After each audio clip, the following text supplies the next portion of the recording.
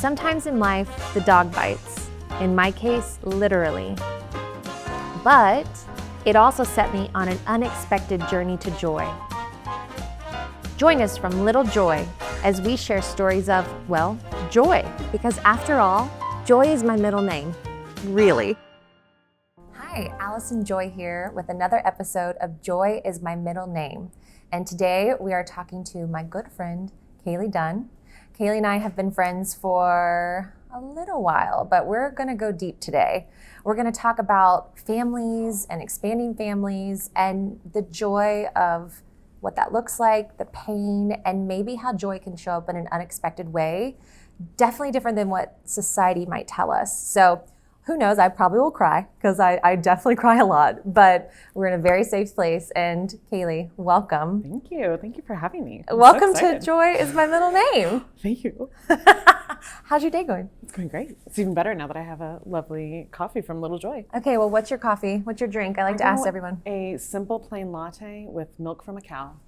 I heard you say that. Yeah. I like that. Just one original milk.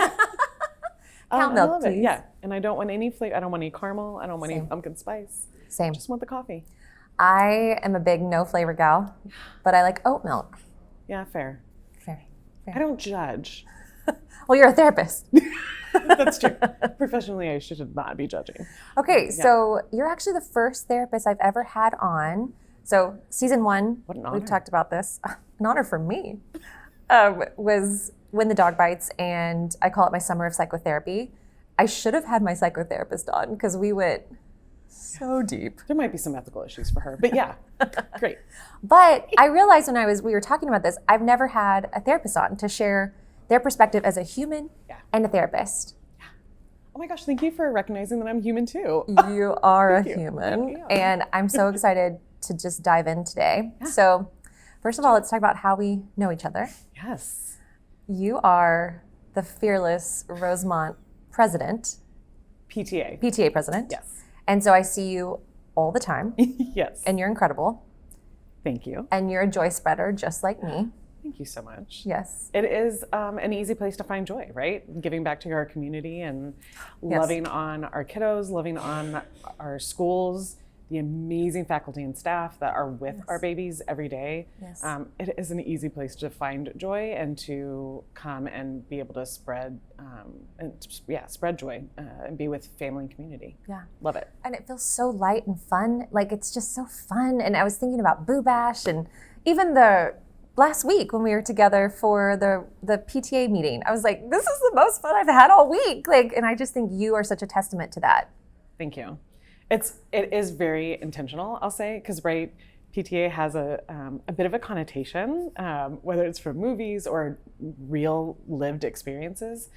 And our school in particular is very unique in that we have a very wide spectrum of everything, of people from different parts of our community, of ages. We go from all the way from pre-K4 to 8th grade, languages. And so it really needs to be intentional to be inclusive and to make sure that everybody feels at home. This is everybody's school. This is our community school. This is our community's place.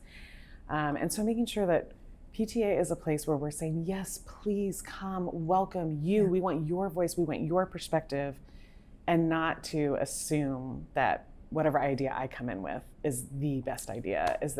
Of course it's not. Yeah. It needs to be coming from multiple places. So, girl, that is exactly how we do Little Joy. Because I always say, like, this is for y'all. Like, you tell me. I can't be like, what's Allie and Russ want? It's like, what do you want? How can we help you? And I think that's why we're kindred spirits. Yes. In that way. Yes. We share that passion. The other thing, I didn't realize we live very close to each other. Yes. And I was going on a walk and at Kid Springs, and I see you walking, and I was like, oh, and then you texted me and you're like, I was actually with a client, and you do like walking sessions. Yes. It's one of my favorite ways to do therapy. So I do, teletherapy, and I've got an office where we are kind of like this, right? Mm-hmm. We're in chairs, we're talking with each other, but we know from data, but also just from our lived experience, how impactful being in nature can be, how helpful it is to move our bodies. And so to combine all of those things together is transformative. And the other thing that I love about it is, it's hard, from doing this podcast, right? But from life, it's sometimes hard to just stare deeply into someone's eyes and reveal all your deep, dark secrets, right? And so it has that driving in the car feel to it where we can walk side by side, which again is to me the what therapy is. I am not the expert in the room. It's my job to be the expert in my experience, in my role, in my profession. But then the person I'm working with, it's their job to be the expert in their life. And so we literally walk side by side. We walk together towards our work, right? And so it's absolutely one of my favorite parts of what I do. It's a unique little niche area that is not super common. But yeah, I love it for all of its actual benefits and also for the metaphorical kind of, hey, we're side by side in this. We're teammates. For everyone listening, tell us the name of your therapy practice too. Yes, it's Growing Insight. Okay. And my office is right there in Bishop Arts, right next to Kid Springs. So makes it very easy to go down and stare at the turtles and the ducks. Okay, well now when I see you, I know that you're usually in a session. So I'm just kind of like, what's up, girl? We just keep walking. Because at one time I was like, hi, let's talk. You're like, no, I'm with a client. Thank you. So I now understand. Yes. So, okay. First time ever having a therapist on this episode. Have you ever been on a podcast before? I actually have. You're not my first. I'm so sorry. It's okay. It's okay. Yes, I have been with a wonderful woman named Lynn Nash. She's a mediator. And so we talked about her podcast is all about conflict. Okay. And so we talked about how to have conversations and be in conflict and why that's not scary. Ooh, that's something I unpacked last year because I was a very, in my core, people pleaser. And, stepping into this role as a community leader and a business owner and still having my full-time job, like boundaries and putting myself first and my own air mask on, it doesn't come natural to me. It is a skill. That's exactly right. It is a skill, which, the good and bad of it, right? Like that means sometimes it's hard. Yeah. But it also means that it can be learned. Oh, okay. So that's the good news is absolutely, you can grow that muscle, you can learn that skill. Conflict does not have to be scary. It does not have to have this bad connotation. I love that. Yeah. Okay, well, on that vein of emotions and different things about scary, we are focused on joy. We were focused on the trauma. I can no longer I can't go deep into that anymore, but I do want to talk about this topic today of growing families and what that means for women and how it looks different for everybody. I would love to understand how you came here today because you approached me and I was like, yes. Do you want to talk about that and how this started and what you want to talk about today? Yeah, so the quick and easy is I experienced a miscarriage. This was not my first miscarriage. And this time I was not a therapist the last time I went through it. And I remember while going through this experience, I was struck by, I made some different choices, and I was struck by how joy could be present in this awful experience. Okay. And how different, because of the choices I made this time, how different of an experience it was. So this was not something I would recommend for people. I'm not saying like, ooh, miscarriage is fun and easy. Certainly not. Right.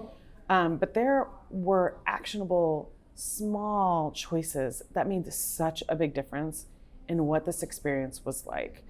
And so knowing your podcast, knowing what you talked about, it just struck me, hey, I want to share this with people because this is such a common experience. Yes. And it's still sort of taboo. We don't talk about it very much.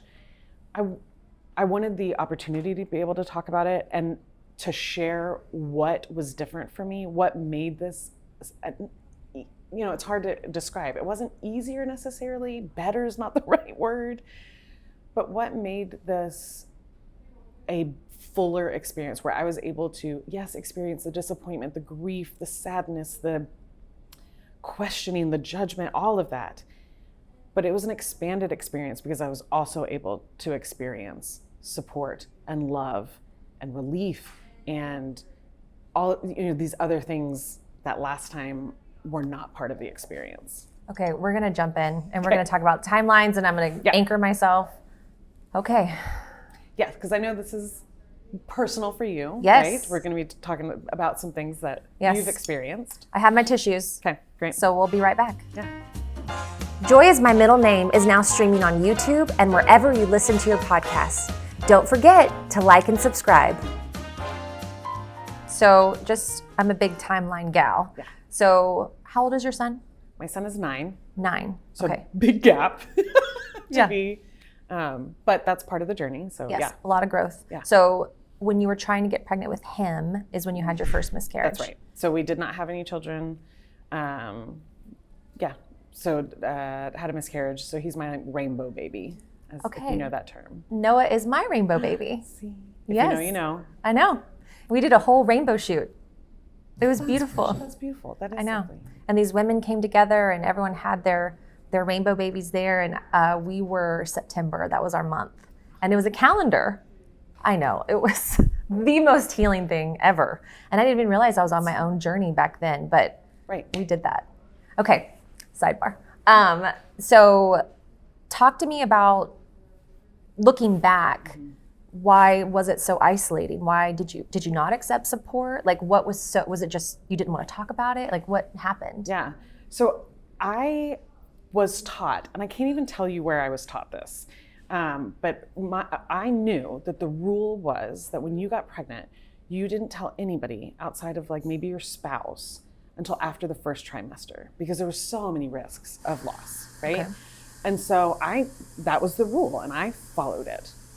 So Did someone tell you this with their voice? I'm saying, I don't know. Oh, okay. I absolutely, it was very clear to me, first trimester.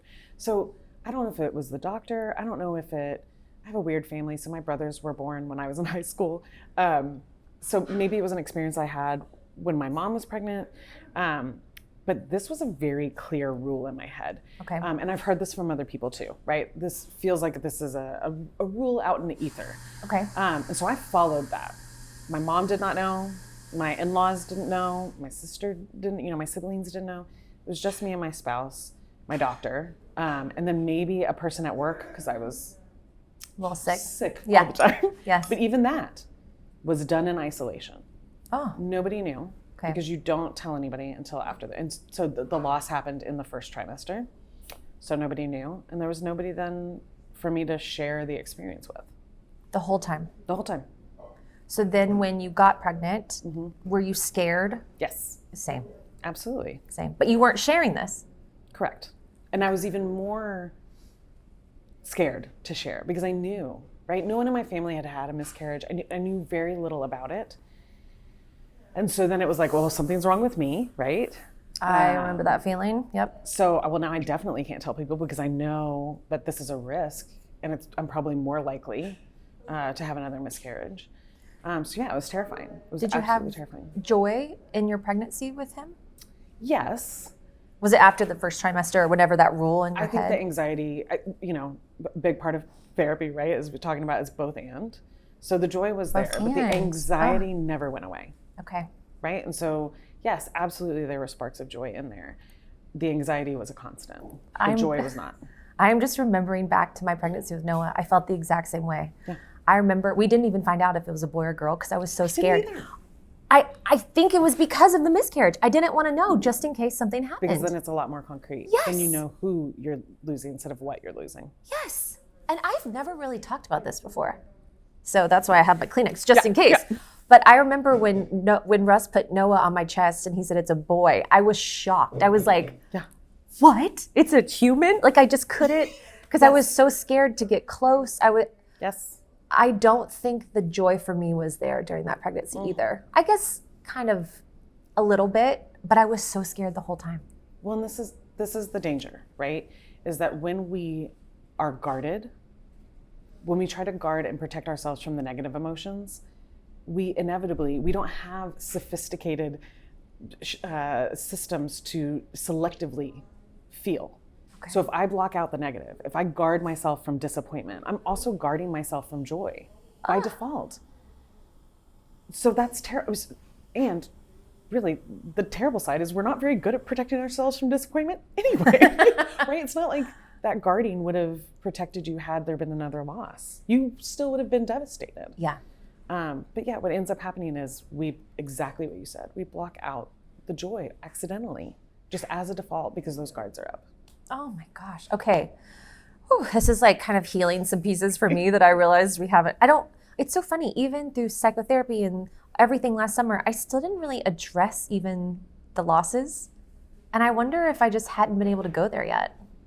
Yeah, it's a very iterative process, right? Like our growth, I think of not linearly. It's like a spiral. Yeah. As we're spiraling. It's like a circle, right? So, I start here, and as I move out, I come back to these topics. I'm not in the same place when I come to them, but I sure am slipping right past them, and they're rubbing up against me, and I'm having to confront them. And then I may have some time where I don't confront it at all. It's not even on my radar. And then I come back, and whoop, there it is again. Yeah. This is fascinating because you are a therapist experiencing this. So yes. You had your baby, he's great. Yes. Living, happy, yes. A baby, yes. Great, amazing. He's 9 now. Yeah. When did you become a therapist during this journey? Okay, so he was born in 2016. I graduated in spring of 2020. There was some stuff going on in the world. It was an interesting time. It was a fascinating time to come out as a therapist. Hi, I'm here. Does anybody need help? And everyone's like, yes, dear God, yes, me too. And I'm like, me too. I'm in a closet. Yeah. Blocking my ears. Yeah, me too. It's fine. So my previous career, I'll say, was adjacent. I did exercise and sports psychology. So it was close, but it wasn't, I wasn't a therapist.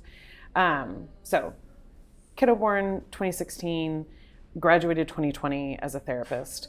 And during that time, we were trying to get pregnant. I kind of knew, we talked about this a little bit, I kind of knew that after hearing so many experiences of clients and friends and family, their IVF experiences, I kind of knew that probably wasn't the route for me. Again, that's a really lovely option for so many people. But just for me personally, I knew that I was going to go crazy. Essentially, it was like, I don't want to mess with hormones that much.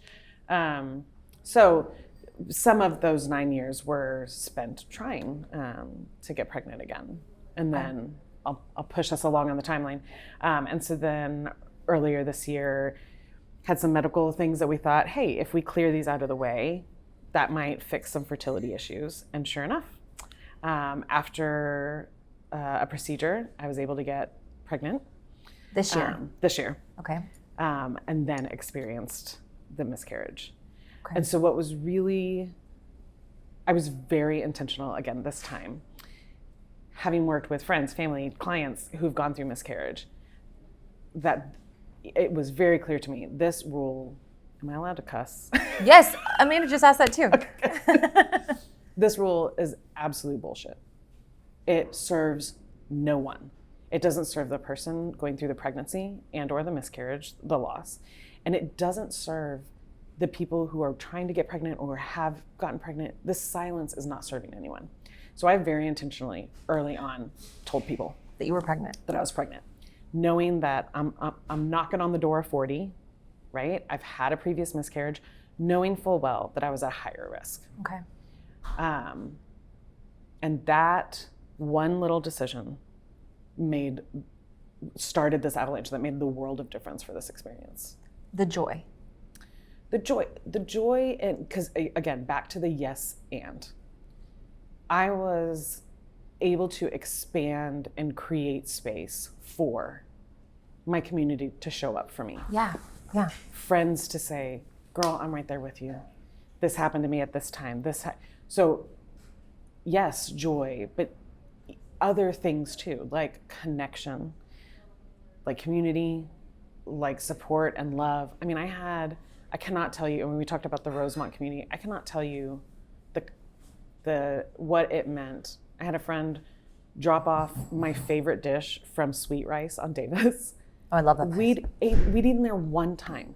So not only did she show up with food, but she showed me in that act that she paid attention and that she cared enough to remember what I liked and to drop that specific thing off.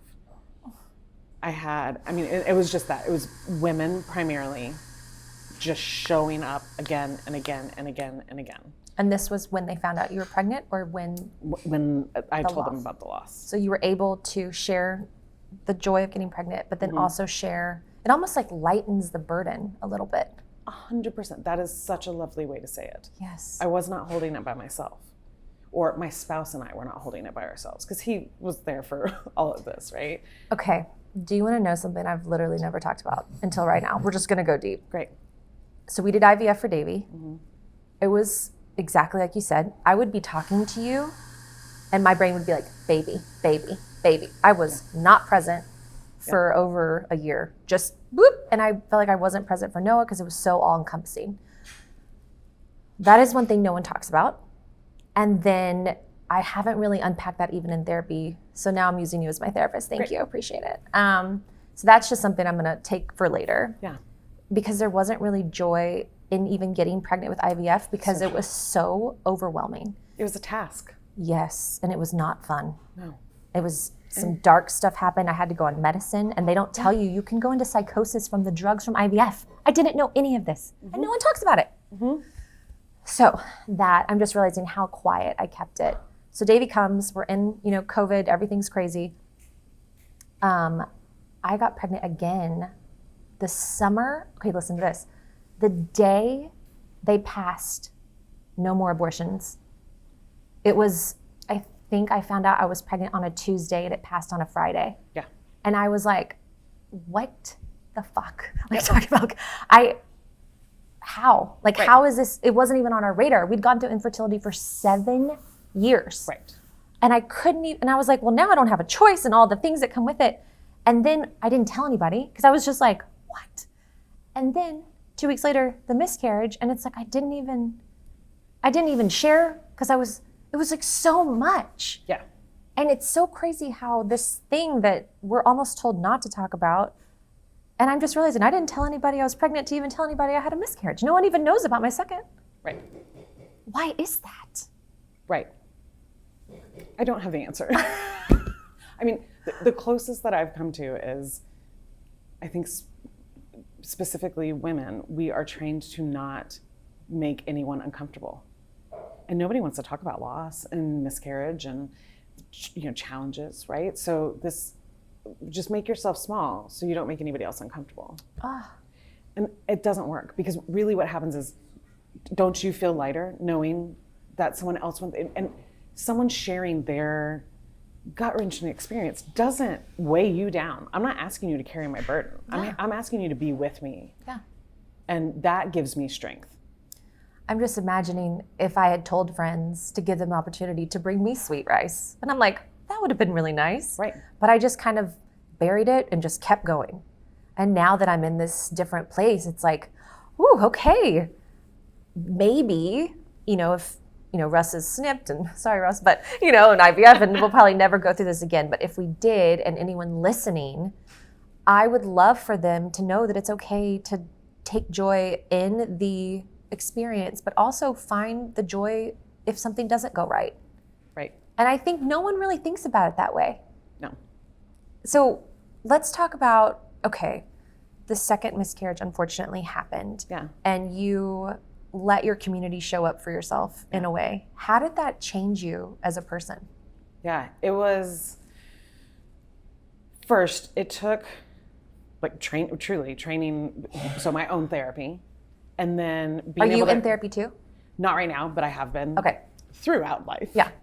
Same thing. I kind of take it in spurts. Sometimes I go back, sometimes, I'm there for a little while, sometimes I take a break. So, so it was very interesting being in a different place and having some of the tools and the training that I had this time around.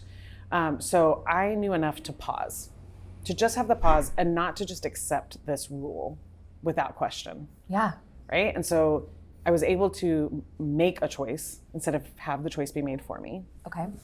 And I was able to say, yeah, I think that this is a dumb rule and I'm not gonna go for it. And so I did share it with people. And oftentimes I shared it with the news of like, hey, I have a history of miscarriage and I'm old. So like, I'm telling you, but I'm also like, know what you're getting into by being the recipient. And so, yeah, it was a very active choice to let community in. And I think because people know that I'm a safe place generally to share things with, it became this, it wasn't one-sided, right? It became this like reciprocal relationship where they were able to share their stories with me. Yeah. I was able to feel closer to them, feel connected, right? I think that's so often what we're afraid of is I don't want to burden you or push you away or scare you with the scary thing. Yeah. The opposite happened. We pulled together. I was pulled in tighter, and I'm closer now to some of these people who showed up for me than I was before. Yeah. It's just magical. And on the flip side, think about the times that you've been able to show up for people in your life, for your friends, for your family, going through a similar thing. You don't want that for them. Sorry, I forgot I had that. It's like my necklace is so big.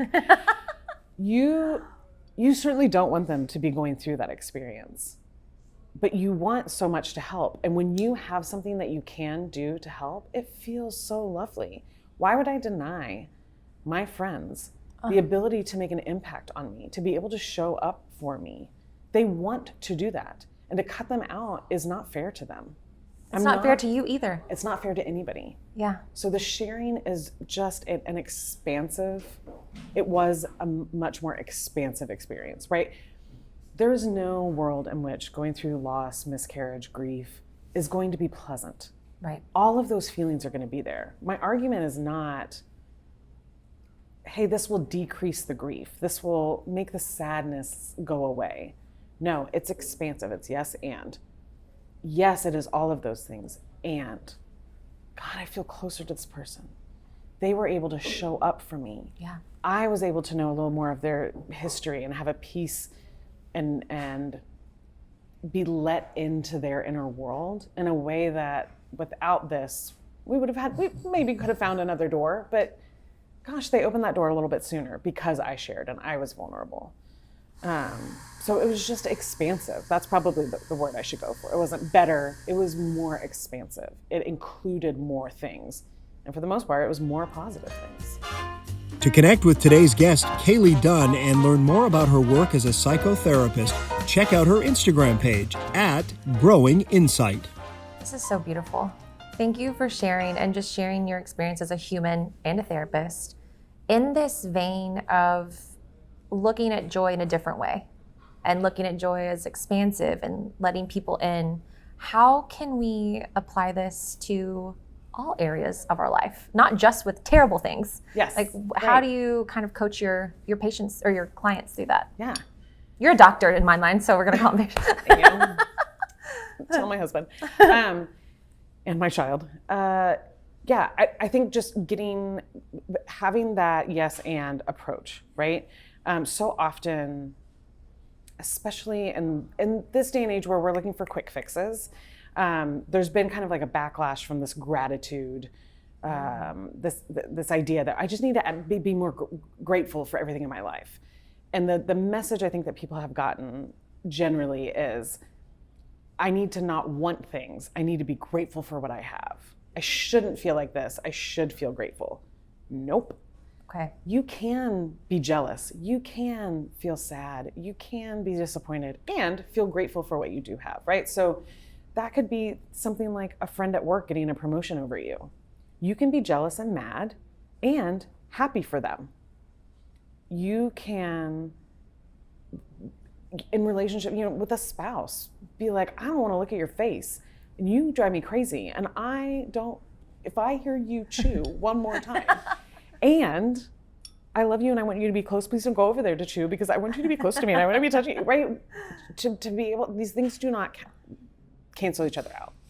I think in particular, we see it very easily with grief, just generally. Yeah. Right? So often, especially if you're caretaking someone who is sick, an older family member, someone with dementia, there's relief when that person passes. And I think so often people assume, oh my God, I'm such a terrible person. I'm relieved that they died. No, you're not. Relief is not happiness. Relief is removing a negative thing. Okay. Watching someone you love be in pain, that's negative, and you're not watching them anymore. The stress of caretaking, the time and all of it. So it's yes and. You can feel relief and still love this person and miss them and wish they were still here. So that is to be curious about your experience and open to all of the things that present themselves, even if they seem like they're contradictory. Oh. It reminds me of Dr. Becky. We talked about the kids of 2 things could be true. Yes. We use that a lot with them. But exactly. I like this yes and for everyone's journey to joy, it's going to look different. But I like having that mindset. I am going to apply it today. Thank you for letting me share with you. I feel like this is a little bit of my therapy session. Right. And for sharing your story. It always goes both ways. I know. See, Allison? It's never just one way. And for being so brave and open, and we're just so grateful for you. Thank you so much. Thank you so much for having me. We'll have you back. Okay, great. Yes and. Yes and. Joy is My Middle Name is now streaming on YouTube and wherever you listen to your podcasts. Don't forget to like and subscribe.